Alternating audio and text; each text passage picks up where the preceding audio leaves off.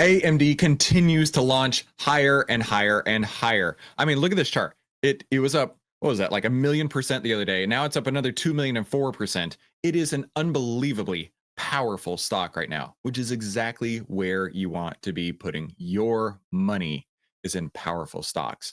Now, we're going to break down AMD. We're going to take a look at it. We're also going to watch this quick video from the AMD CEO right here. Let's listen. On these deals you strike and what you've been doing here at AMD since you joined many years ago. Congrats on this news. For investors not familiar with precisely what you announced, I'm taking it as OpenAI, AMD are working together to build the future of AI infrastructure. How do you see it? Oh man, AI buzzwords. Isn't that the thing, right? Remember when it was blockchain a few years ago, or if it was NFTs a few years ago, or weed stocks a few years ago, right? You say AI, your price goes up higher, right? We needed to talk about AI around here at Outlier. That's what we need to do. Yeah, well, first of all, Brian, it's great to be here with you. And yes, today is a big moment for us, very exciting deal. You know, when you think about where we are today, it is all about AI and how do we use AI to really impact every single industry out there. And the foundation of that is you need to have enough AI compute. And so, yes, what we announced today was a 6 gigawatt deal. Oh, 1.21 gigawatts. Tens of billions of dollars of revenue to AMD over the next few years. And it's really an opportunity for us to even partner deeper with the clear market leader in AI. And so we're talking about building 6 gigawatts together. The first is Every time I hear the word gigawatts, I think of Doc Brown and Back to the Future. 1.21 gigawatts. Instantiation will actually go into place the second half of next year. We see it ramping to double-digit billions of revenue for us. It's incremental from an AMD standpoint, and most importantly, it actually has us working together on the technology, because the technology is just super hard. There's so much we have to do to get it all working, and so bringing the best of OpenAI and AMD together is what this deal's all about. A deal like this, Lisa, it doesn't happen overnight. You didn't wake up Sunday thinking, all right, we're going to announce this on Monday. When did you start? No, but I bet you, I talked about this the other day. I bet you somebody knew about it on this candle. I bet you somebody internally was like, oh, wait a minute. We're about to announce this deal with OpenAI. I'm going to buy right here. Now, this is just conjecture. This is just my opinion, but I bet on that candle right there, as it's trending down, and then a big green candle from 151 up to 158. How big of a percent move is that? Hold on, from bottom to top here. That's a 4.5% move that one day on that one candle. I bet you that the insiders who knew about it were buying the mess out of it on that day. Yeah. And then the announcement came. And then this is the lesson that I wanted to talk to you about right here, right? Is outlier blocks combined with gap and goes. So what we have here on the screen are what are called outlier blocks. And these are areas of big support and resistance. And don't tell me that they don't work, because let me scoot this over so we can get more screen real estate here. The very first time that price came back to this level that was set in July of 2024, it got monkey hammer back down. And that is because these investors who had no other choice than to buy it at this price on this date, if they were going to buy it on this date, this was the price they had to pay for it, were so excited to finally get out of break even. Now, those same investors are probably kicking themselves and saying, Chris told me to sold my stock. Right. They probably didn't have a plan. Their plan was to get out of break even. And then what happened after that? It started a new downtrend. Your 10 was under the 20, price was under the 50 for a moment. And then a new uptrend started. New uptrend started specifically on October 1st. Now, that was a couple days before the big news announcement. So you need to see the 10 over 20, price over 50. Not every time that happens will it jump like this. We know that. But every time it jumps like this, the 10 is over the 20, price is over the 50. Now, also keep in mind, another order block just got eliminated here. And I think that means we're pushing new all-time highs on AMD. I don't see anything above it. Yeah. These investors bought in March of 2024 and are just now finally getting to break even. But the buying power was overwhelming on AMD right here. Huge buying power. Now, the reason that I wanted to bring this up is this is what's called a gap and go. Anytime you see a big gap like this, a gap is considered 5% or more. Put a line on the bottom of that candle. If that line doesn't get violated, that could be the beginning of something amazing. That could be, this is why you don't need to be scared of gaps, right? Just put a line at the bottom of that candle. If it closes underneath that line, consider a gap and crap. If it continues up higher, consider that a gap and go. Now, OVTLYR gave you a buy signal on that itty bitty baby candle, October 7th, right here. So OVTLYR's buy signal came after the change and everything that's happening. And if you got into it, you'd be up already 11%. It's a huge move on this stock. So we're not seeing a gap and crap. We are absolutely seeing a gap and go. You want to see a couple different examples. Let's look at Google. This is a gap and go, right? A big gap and a big move. You want to see one that was a fake out? Intel. Because it gapped up and actually closed under and then decided to have its go, right? That can happen too, of course. That doesn't mean that it has to always go up. But AMD right here actually looks beautiful, right? You've got the buy signal. It's getting more greedy. You've got the market working for you. You've got the stock working for you on OVTLYR 9, but the tech sector is not there. It's getting less and less greedy, less and less buy signals. So what I'm trying to say here is that even though AMD is up bigly, it would be up even more biglier if the sector had been working in its favor, right? Because a rising tide lifts all ships, and that is the case here. 40% of a stock's move is due to the market, 30% due to the sector, and 30% due to the stock. You've only got 70% moving for you. Just think of how much bigger this could be if the tech sector had rising greed and bullish breadth. So with all that out of the way, what I want to do next is invite you to join us in the OVTLYR invitation only live stream trading room this afternoon, where we help you save time, make money, and start winning with less risk. And if you're watching this on the replay, go ahead and subscribe if you haven't already.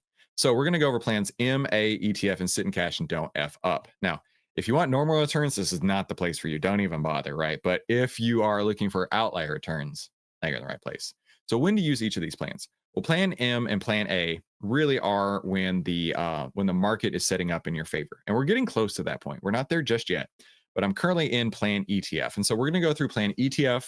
Then we're going to look at if there's any reason to get into plans M or A, because we need to look to reduce risk before adding new trades. So our active trades have exit signals on plan ETF, and that is right over here.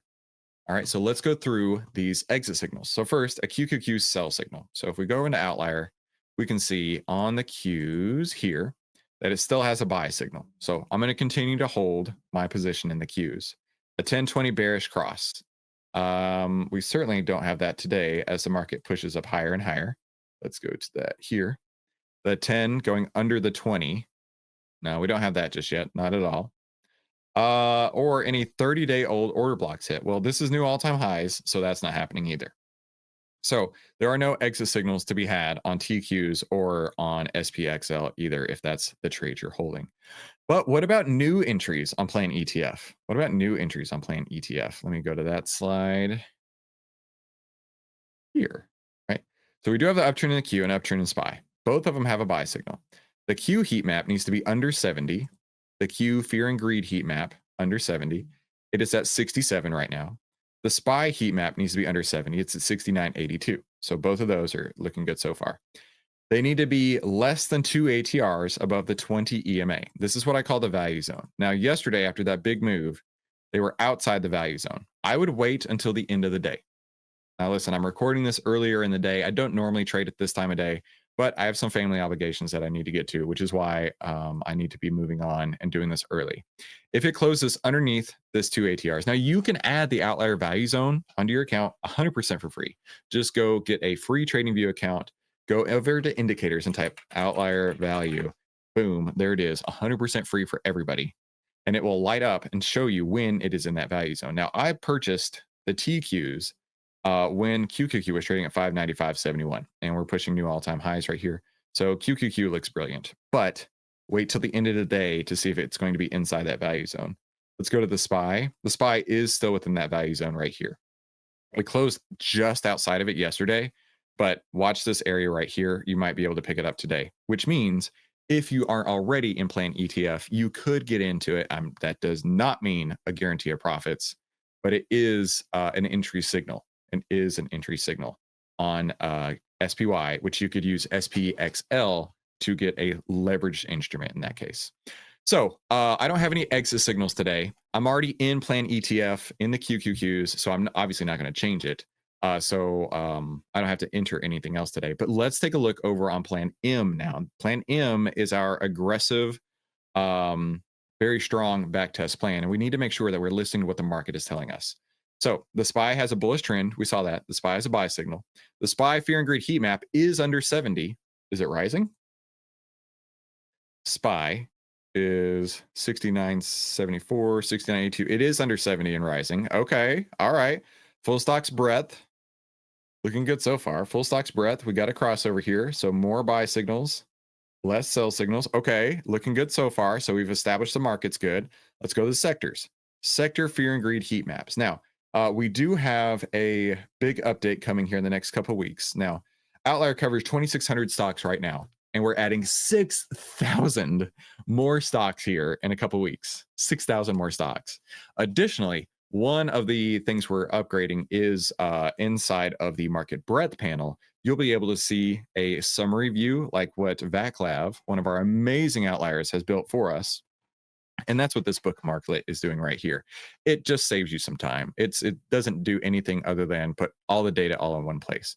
So what we're looking at right here is we want to see the sectors being under 70 and rising on their individual heat maps. So all of these are under 70. Only 3 are rising: utilities, industrials, and healthcare. Now, healthcare is permanently excluded, so I don't care about that guy. Screw that guy. They actually give us negative expectancy in healthcare. So we'd only be looking at industrials and utilities.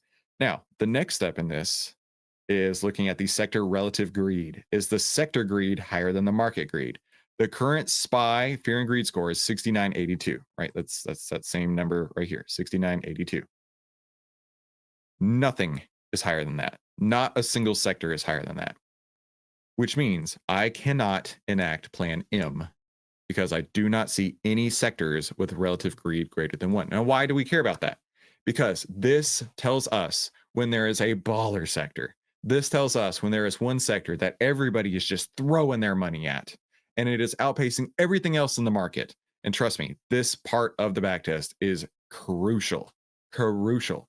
That doesn't mean you can't find any great opportunities. In fact, we'll run the screener in just a moment. You can find all kinds of great opportunities, but not for me, not in my plan M, and that's okay, right? We've designed a full 360-degree plan so that we can go win the US Investing Championship in 2026. And right now, part of that plan is being defensive and just holding plan ETF. So let's run the screener, see if anything pulls through today. And we got some stocks coming through here. We've got there's AMD right there. Already talked about AMD. Let's go to MTSI. What is this? This is in the tech sector, so that's not going to help it out. We already talked about the tech sector on AMD, but it looks like it has some overhead order blocks right here on MTSI. MTSI is the Maycom Technology Solutions Holding Inc. So if you were going to take a trade in MTSI, be aware that you may have some overhead resistance right here. That's not going to help you out. Let's go to Shopify. And this is in the tech sector as well. I wasn't sure if Shopify was in the tech sector, but it is. With that buy signal today, but I don't see any sort of overhead resistance on here. The stock is getting more greedy, up at 77.58. However, again, the sector not helping you out so far. So there's definitely opportunities out there. However, for me, my plan is going to hold me into plan ETF, and I have no issues with that. Okay. Remember, as fund managers, we need to be following our plans that we established ahead of time, and then just executing the plans, right? Having no biases in the market whatsoever, other than there are opportunities. And in my planning opportunity, it's just going into plan ETF. Now, how's that doing for us?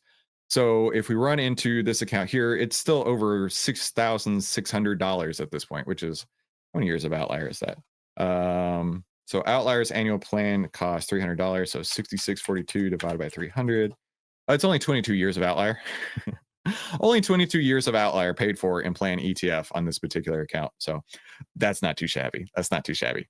So listen, I need to head out of here. If you do find some opportunities, share those with us over in the Discord. Remember, Outlier is just 82 cents a day when you get the annual pass, and it is by far the very best 82 cents a day that you're ever going to spend. I believe on it. So listen, have a fantastic day. And if you're ready to save time, make money, and start winning with less risk, click one of these two videos, and we will talk soon.